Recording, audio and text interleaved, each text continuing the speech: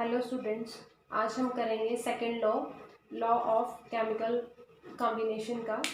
Second law क्या है? Law of constant composition और प्रोपोर्शन। जो हमने लास्ट वीडियो में किया था first law of conservation of mass, ये उसका सेकेंड लॉ है। तो इस लॉ में क्या है? This law was given by Joseph Proust.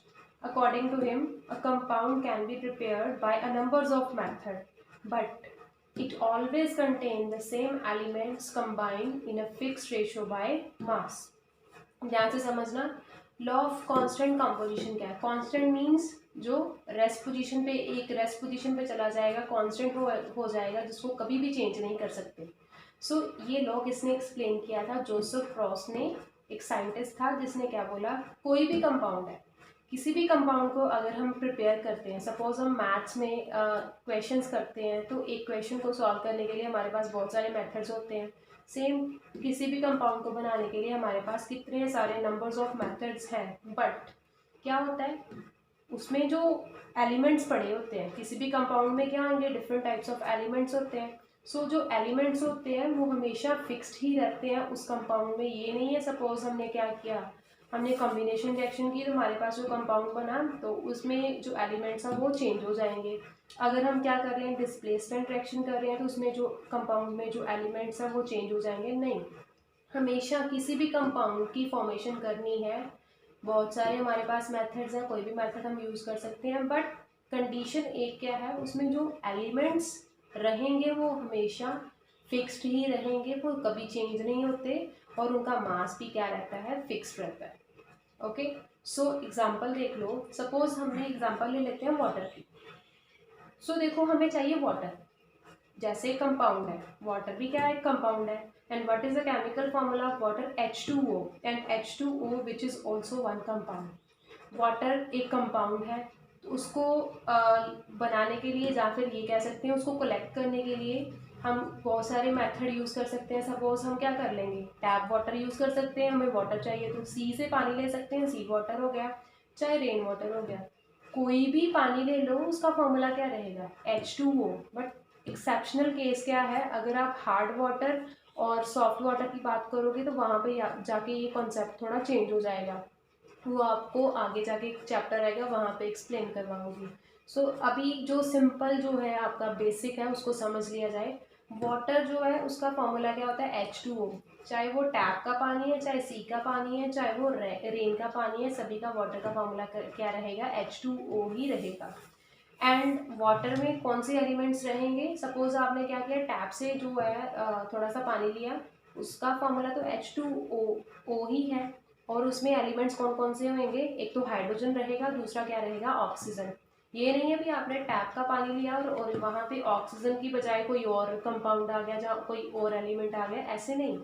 सो ये लॉ ऑफ कांस्टेंट कॉम्पोजिशन और प्रोपोर्शन जो है, जोसेफ प्रॉस्ट ने क्या बोला, कोई भी कंपाउंड है, उसको बनाने के लिए, उसको प्रिपेयर करने के लिए हम बहुत सारे मेथड यूज़ कर सकते हैं, बट उस कंपाउंड की जो फॉर्मेशन हो जाती है, उसमें जो एलिमेंट्स हैं हमेशा क्या रहेंगे, फिक्स ही रहेंगे, चेंज नहीं होंगे, और उनकी मास की जो रेशो है वो भी चेंज नहीं होती। वो कैसे, अभी एक्सप्लेन करते हैं। सो देख लिया जाए वाटर की जो कंपोजिशन है, मींस रेशो बाय मास कैसे सॉल्व करते हैं, जैसे हम मोलर मास करते हैं, एम्पेरिकल फॉर्मूला में आपको ऑलरेडी मैंने करवाया हुआ है। सो हाइड्रोजन कितने यहाँ पे 2 multiply by its mass is 1 ratio, क्योंकि हमने सेकेंड एलिमेंट की बात करनी तो रेशियो का सिंबल डालेंगे, 1 multiply by its mass 16, 2 1 2, 16 1 16। So after calculation यहाँ पे देखो दोनों में कुछ हमने जैसे सिंपलेस्ट रेशियो की थी, सिंपलेस्ट रेशियो कैसे किया था, कोई भी अगर नंबर, मींस कोई भी कह सकते हैं एटम, अगर किसी भी एलिमेंट में, किसी कंपाउंड में कोई नंबर कॉमन आ रहा है तो वो क्या कर देते हैं, हम कैंसिल कर देते हैं। सो यहाँ पे देखो ध्यान से, 2 एंड 16 में कोई नंबर जो है कॉमन आ रहा है, कौन सा कॉमन आ रहा है, 2। सो 2 1 2 एंड 2 8 16। सो अगर आपको कोई क्वेश्चन पूछ ले कि वाटर की रेशो बाय मास कितनी रहती है हमेशा, विच इज़ 1:8, चाहे वो आप वाटर जो है टैप का यूज़ कर रहे हो, चाहे रेन का यूज़ कर रहे हो, उनकी रेशो क्या रहेगी, always 1:8, which is fixed. Law of constant composition मतलब वाटर की जो है रेशो बाय मास क्या हो जाएगी, फिक्स्ड है, which is 1:8। Second carbon dioxide. So what is the chemical formula of carbon dioxide? CO2. Atomic mass of carbon 12, atomic mass of oxygen 16. So इसका भी हम रेशियो बाय मास सॉल्व कर लेते हैं. कार्बन कितने हैं? 1 multiply by its mass 12, oxygen 2 multiply by its mass 16. So after calculation your answer which is 12 ratio 32. So इन दोनों को देख लेते हैं ये कौन से टेबल पे जा रहे हैं. 4 पे 4 3 ज़ा 12, 4 8 ज़ा 32. सो इसकी रेशो क्या होएगी? 3:8. कार्बन डाइऑक्साइड जो प्लांट से बनती है वो उसकी रेशो भी क्या रहेगी? 3:8. और सपोज हम किसी भी पेपर को बर्न कर रहे हैं तो वहाँ से कार्बन डाइऑक्साइड जो बनेगी उसकी रेशो भी क्या रहेगी? 3:8 ही रहेगी. ये बोला जोसेफ प्रॉस ने. बट इसकी कुछ लिमिटेशंस थी. लाइक एज ये वाटर है, वाटर में क्या है? हाइड्रोजन है, ऑक्सीजन है. आपने एक टर्म पढ़ी होगी isotopes, isobars and isotones. Isotopes क्या होते हैं? Same atomic number but different mass number. तो हाइड्रोजन क्या है? हाइड्रोजन के पास कितने आइसोटोप्स होते हैं? 3. 1H1, 1H2, 1H3. तो ये जो जोसेफ प्रॉस था यहाँ पे आगे जो इसने आइसोटोप्स के बारे में एक्सप्लेनेशन नहीं की, उसने बोला कि ये जो वाटर है इसकी रेशो 1:8 ही रहेगी. बट ये क्या हुआ यहाँ पे? इसका फेलियर क्या आ गया? जो हाइड्रोजन है उसकी रेशो जो है उसके आइसोटोप्स में जाके क्या होती है? चेंज होती है. सो देखो वाटर में जो हाइड्रोजन है, हाइड्रोजन के कितने आइसोटोप्स होते हैं? 3. 1H1, 1H2, 1H3.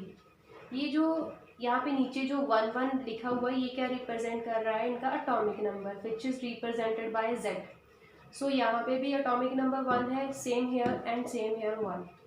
ये जो 1 2 3 ऊपर लिखे हुए हैं पावर में, ये क्या होते हैं? Atomic mass. सो फर्स्ट वाला जो आइसोटोप है हाइड्रोजन का उसका मास कितना है? 1. सेकेंड का कितना हो गया? 2. थर्ड का कितना हो गया? 3. तो यहाँ पे हमने हाइड्रोजन का मास क्या बोला था? 1 ही होता है. बट यहाँ पे तो आप देख रहे हो इसके हाइड्रोजन के जो 3 आइसोटोप्स हैं वहाँ पे थोड़ा सा चेंज है. वो यहाँ पे 1 है, यहाँ पे 2 है, यहाँ पे 3 हो गया. सो यहाँ से हमें पता चलता है कि ये थोड़ा क्या है, यहाँ पे इसकी लिमिटेशन क्या हो गई. ध्यान से समझना. वाटर जो है इसका फॉर्मूला क्या है? H2O.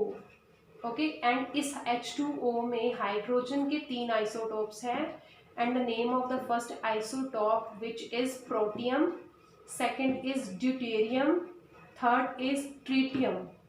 ओके. सो वाटर जो है वो हमारे पास 2 टाइप्स का वाटर होता है, soft water and hard water. Soft water जो हमें टैप का पानी मिलता है, जो हम अपने आरओ वगैरह जो ऑस्मोसिस प्रोसेस के बाद जो फिल्ट्रेशन के बाद हम जो पीते हैं which is soft water. Hard water क्या होता है? सी का पानी, सी वाटर, जिसमें क्या होते हैं? हैवी वाले सॉल्ट्स होते हैं. अगर वो वाला हार्ड वाटर अगर हम पी लें तो हमारी जो किडनीज़ के ऊपर ज़्यादा इफेक्ट पड़ेगा. सो सॉफ्ट वाटर, कभी भी आपको कोई क्वेश्चन पूछ ले जो सॉफ्ट वाटर होता है किस हाइड्रोजन के आइसोटॉप से बना होता है, तो आपने क्या आंसर देना है वहाँ पे? प्रोटियम से. हाइड्रोजन का फर्स्ट आइसोटोप जो है उसी को यूज़ करके सॉफ्ट वाटर की फॉर्मेशन होती है. ये भी कह सकते हैं जो सॉफ्ट वाटर होता है वहाँ पे आइसोटोप कौन सा होता है हाइड्रोजन का? प्रोटियम. और उसका फॉर्मूला क्या होता है? H2O. ओके. एंड यहाँ पे इसकी मास की रेशो सॉल्व करते हैं तो क्या आएगी? 2:16 विच इज़ 1:8 जैसे हमने यहाँ पे सॉल्व की थी. बट अगर हार्ड वाटर की बात करेंगे तो जो वाटर है हार्ड होता है उसका फॉर्मूला क्या होता है? D2O. ये D क्या रिप्रेजेंट कर रहा है यहाँ पे? ड्यूटेरियम.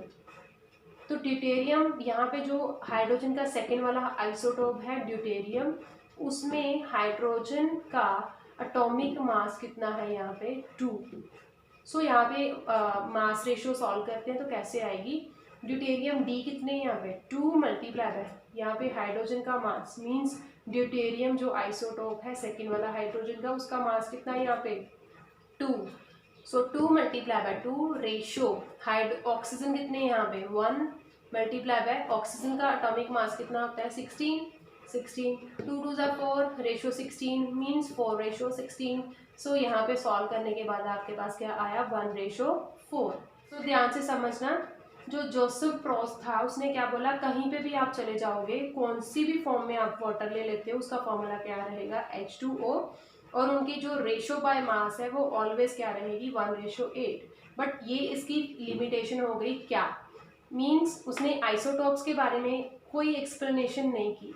और आइसोटॉप्स यहाँ पे जो प्रोटियम है जिसको यूज़ करके सॉफ्ट वाटर बनता है और ड्यूटेरियम जिसको यूज़ करके हार्ड वाटर बनता है, उनकी जो रेशो हमने यहाँ पे सॉल्व की है वहाँ पे चेंज आया। कैसे चेंज आया, रेशो बाय मास सॉल्व करके यहाँ पे क्या आई 1:8 एंड यहाँ पे क्या आया 1:4।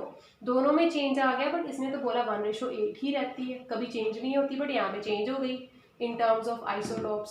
सो ये इसका एक फेलियर हो गया। एक एग्जांपल और ध्यान से समझना, carbon dioxide. So carbon dioxide जो है, कार्बन के कितने आइसोटॉप्स होते हैं, 2। कौन कौन से, C612, C614। कार्बन का एटॉमिक नंबर कितना होता है, Z6, एंड एटॉमिक मास कितना होता है जो हम यूज करते आ रहे हैं, 12। बट यहाँ पे आइसोटॉप्स की बात चल रही है, तो कार्बन के कितने आइसोटॉप्स होते हैं, 2।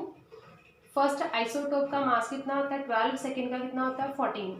तो यहाँ पे ये इसने बोला भी कार्बन डाइऑक्साइड जो था उसका जो रेशो बाय मास सॉल्व करेंगे तो 3:8 ही रहेगी ऑलवेज।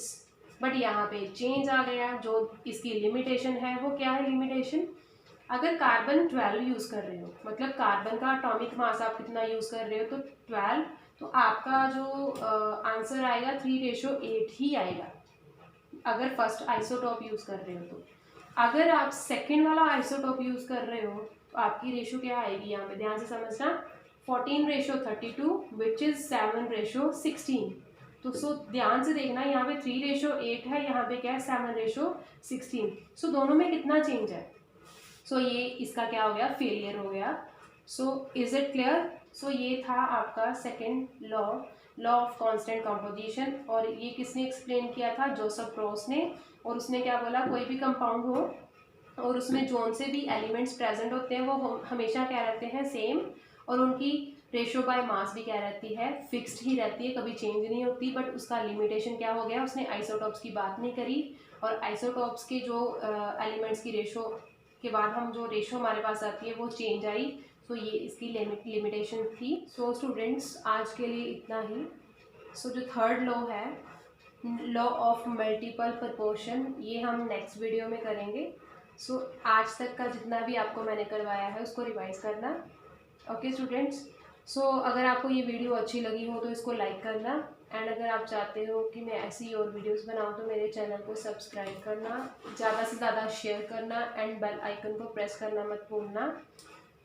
सो स्टूडेंट्स मिलते हैं नेक्स्ट वीडियो में।